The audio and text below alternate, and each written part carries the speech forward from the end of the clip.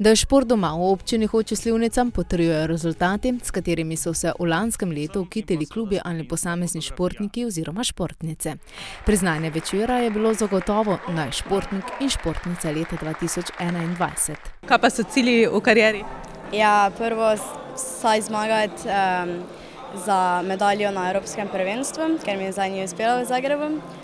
Potem pa seveda svetovna Grand Prix in seveda enkrat olimpijske.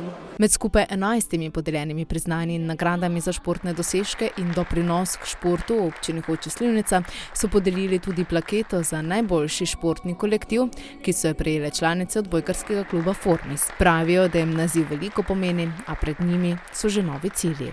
V prejšnjem letu so zagotovo bilo prvo mesto prve B lige, kar smo tudi dosegli.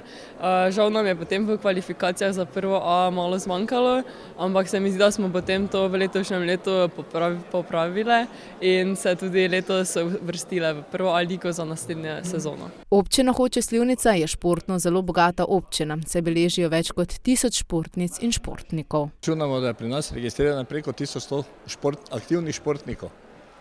Preko 250 strokovnih delavcev z licencami.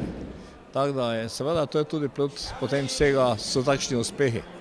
Naša občina je ena najbolj športnih, čez 1000 registriranih športnikov, torej skoraj 10%, tako da tudi ta prireditev v glavnem namenjena mladim, da dobijo spodbudo, da dobijo nagrado za opravljeno delo in da ostanejo v športu še naprej. Tako v občini spodbujajo tudi rekreativni šport in s tem skrbijo za zdrav duh v zdravem telesu.